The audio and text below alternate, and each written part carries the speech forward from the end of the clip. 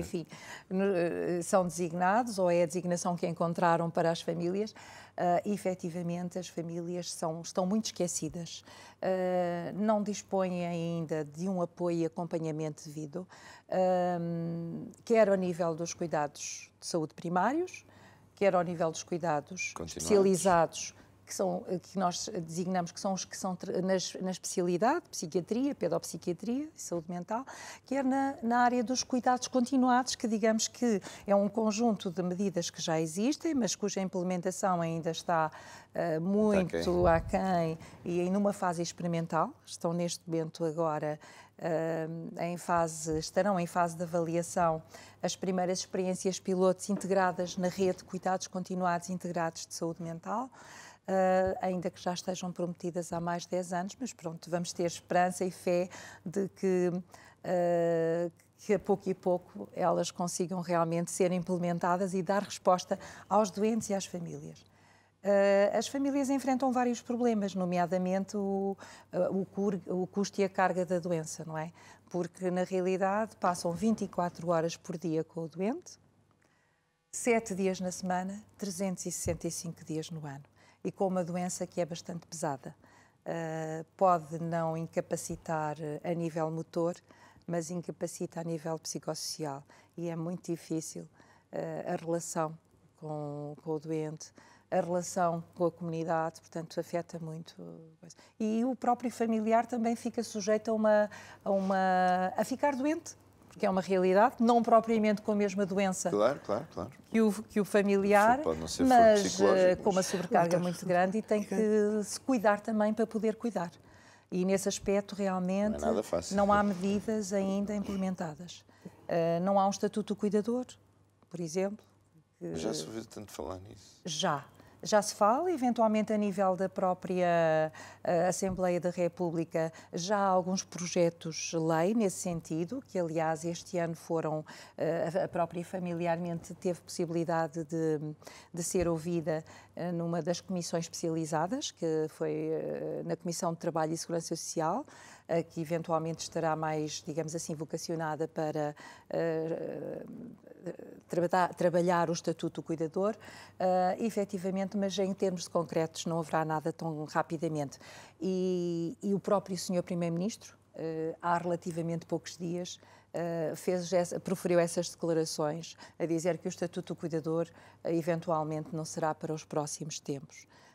Isso preocupa-nos porque sabemos que é uma medida que iria ter custos para o Estado, mas o que é certo é que todos nós contribuímos com os nossos impostos precisamente para a saúde, educação, formação e lamentavelmente, enfim, o orçamento deve ser curto, não é? A manta é curta, a cabeça está para os pés e a saúde mental, infelizmente, é aquela que fica sempre a descoberto. E aí, por arrastamento, são as famílias também que sofrem. Mas há certas áreas onde há sempre dinheiro para isso, mas pronto. É verdade, eu não gostaria de falar muito por aí, pronto, porque efetivamente, mas é importante isso. Não gostaria porque não é a questão de cada um puxar a brasa à sua sardinha, mas é a questão de haver maior equidade na distribuição das verbas no Orçamento Geral de Estado.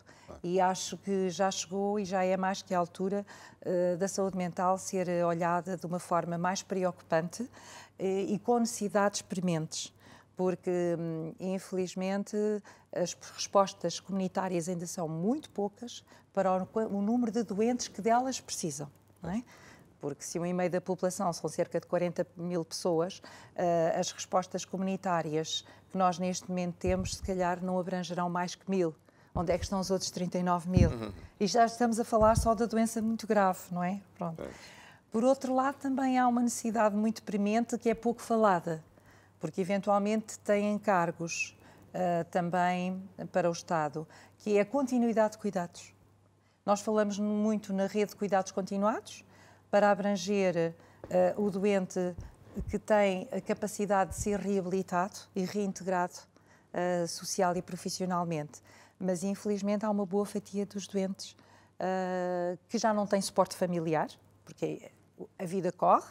E, por exemplo, eu neste momento sou cuidadora de uma irmã Os meus pais já partiram, portanto, a partir do momento em que os meus pais partiram, eu devo assumir e tenho que assumir essa responsabilidade, mas quando eu partir, quem é que vai cuidar dela se o Estado não tiver, através do Serviço Nacional de Saúde e de acordos que faça com o setor social convencionado, se não houver respostas, como é que vai ser dessas pessoas, não é? Da minha irmã e de muitas outras pessoas. Portanto, é necessário pensar também na continuidade de cuidados, isto é, para assegurar, digamos, a própria continuidade de cuidados às pessoas mais debilitadas e com incapacidade total.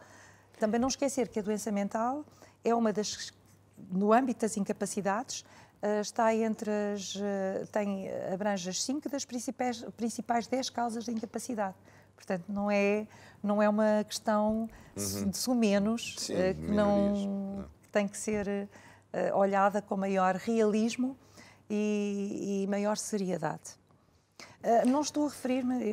Não, é que eu acho que a Fernanda é que já várias vezes foi pôs o dedo no ar, mas... Não era... Não, eu só queria... Eu, como familiar de uma pessoa com doença mental, seja a minha filha, e acabando a Joaquina de dizer o que disse, o que é que será delas um dia mais tarde, eu sou sozinha com a minha filha e preocupa-me o futuro dela, não é? Quando eu morrer, o que é que acontece? Mas a minha preocupação não é só minha, é de milhares de pessoas. Claro. E existe também muitos familiares que têm vergonha de dizer que têm na sua família pessoas com doença mental.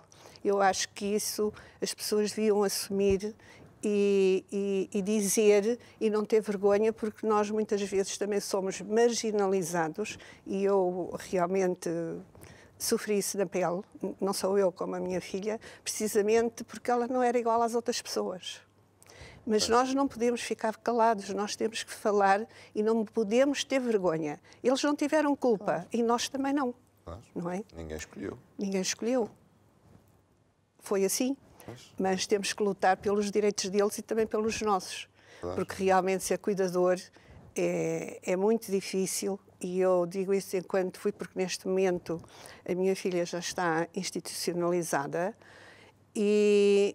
mas até ela ser, eu sei o que é que sofri e o que é que passei.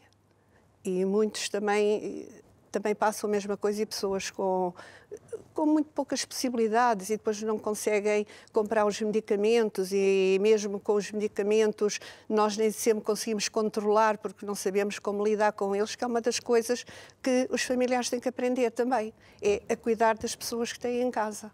E a sua filha está institucionalizada, mas não é em nenhuma instituição estatal, pois não? Não. Calculei. Porque o Estado não tem respostas a esse nível. Não, infelizmente. Há bocadinho, quando me falou em Porto Alegre, veio-me logo aqui à memória quando uns tempos atrás esteve cá a Sérgio em Porto Alegre e trouxe vários dos clientes, como eles chamam, e fizeram até uma peça de teatro ao vivo, veio-me as lágrimas aos olhos, maravilhoso o trabalho que eles fizeram, um beijinho para eles, estão a ver, mas realmente tudo passa pelas mãos dos particulares. É das instituições de solidariedade particular. São associações sem fins lucrativos que realmente a Stércis, portanto, está mais vocacionada para a deficiência. Sim, mas atenção, que para a doença mental, se calhar ainda há muito menos estruturas que há para a deficiência. Pois é. A nível nacional são muito poucas. Já há meia dúzia, não digo meia dúzia, mas há cerca de 20 e tal instituições de solidariedade social que realmente têm respostas no âmbito, respostas sociais que estão a ser objeto de reconversão, mas como eu disse há bocadinho, abrangem a cerca de só 1000 utentes, o que não é nada. 1000 utentes, claro. O que não é nada. E o que é certo é que todos os dias há mais pessoas diagnosticadas, não é? Com a doença. Os anos vão passando e as pessoas que hoje são jovens, amanhã já têm uma idade e também não há nada para a terceira idade da doença mental. Portanto, a própria infância e juventude e adolescência também é um problema grave que nós temos, porque efetivamente quanto mais cedo começarmos a detectar eventuais problemas, o diagnóstico precoce é sempre importante em todas as áreas. Fundamental, diagnóstico precoce e tratamento adequado, porque também essa é outra questão, que há muita gente em tratamento, mas que na realidade não está a receber o tratamento adequado. A questão da infância e da adolescência também é um problema grave que eu acho que todos nós devíamos apostar e pensar em realmente implementar e diversificar as medidas de apoio nessa fase, porque isso vai determinar o futuro da pessoa, não é? E se realmente for feito um trabalho bem feito numa fase inicial, poderá ser uma pessoa que vai ter uma vida ativa e de adulta normal, sem grandes problemas. A questão aqui é que os problemas se vão arrastando, não é? Começam na infância e na adolescência, passam à juventude e quando chega à idade adulta, depois surgem aquelas doenças mais... Enfim, a doença já está instalada e muitas vezes gravíssima e já irreversível, é verdade. Porque uma das preocupações das famílias, normalmente, quando recebem o diagnóstico, é logo perguntar: tem cura? Bom, e é um pouco difícil. Não podemos dizer que não há cura, não é? Sim, mas isso felizmente, é mesmo, cada caso é um caso. Exatamente. Agora, quando a doença é grave e muito grave, o que há é períodos melhores e piores, haverá possibilidade de reabilitação e reintegração, mas sempre com acompanhamento. Sempre com acompanhamento, eventualmente com medicação adequada, porque essa também é uma realidade.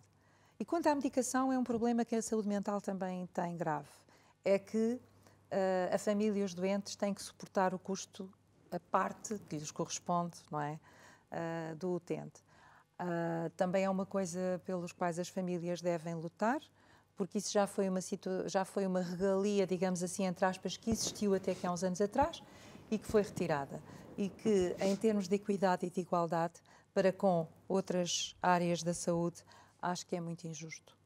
Porque há medicamentos, principalmente para a doença grave e muito grave, que têm que ser tomados todos os meses, ou de 15 em 15 dias, ou 3 em 3 semanas, ou bimensal, depende da medicação que o médico optar, e que custam dinheiro. E que há muitas pessoas que, infelizmente, não fazem a medicação, não cumprem a terapêutica tal como ela deve ser feita, muitas vezes também por falta de recursos financeiros, quer do próprio, quer da família.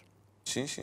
E até porque a família, a dependência que tem à volta daquele doente, também não permite ir buscar muito mais recursos financeiros, porque nem há tempo para isso. Né? Não, e o problema é que muitas vezes um dos familiares cuidadora acaba por ter que prescindir da sua atividade profissional. Logo, há também um decréscimo do rendimento do agregado familiar, com a agravante que se o agregado familiar for constituído apenas por um único familiar e o utente, como é o caso, pode deixar de ter, sustentabilidade e ter que recorrer aos apoios sociais. E isso também é uma questão que eventualmente deve ser levada em linha de conta, porque nota-se uma certa tendência do Estado para passar para as famílias a responsabilidade do cuidar. Fácil. Pois, é mais barato também para eles. Não é, as famílias não estão contra isso, atenção. Agora, temos é que ver... não estão dispostas a abandonar. Exatamente. Agora, temos é que ver que tipo de responsabilidades é que são passadas para as famílias, sem que haja, digamos assim, uma garantia da sustentabilidade financeira, económica e até emocional da família. Portanto, como eu dizia há bocadinho, é muito importante que hajam mecanismos e medidas de apoio à família a vários níveis. Joaquina, nós temos fotos para mostrar também, certo? Muito obrigada. Eu vou pedir à nossa produção para mostrar as fotos e falarmos um bocadinho das vossas atividades também desta semana e não só, não é? Sim. Muito bem. Então. Esta foto ilustra uma das intervenções que a Familiarmente teve, neste caso fui eu, enquanto Presidente da Federação, no encontro que se realizou este ano. Foi muito interessante, foi um congresso de saúde mental sem tabus. Foi realizado em Lisboa, no Parque das Nações, pelo Institutos Religiosos, o Instituto das Irmãs Hospitaleiras e o Instituto São João de Deus, que normalmente organizam um congresso, penso que é bianual, em conjunto. E foi uma das mesas onde nós participámos.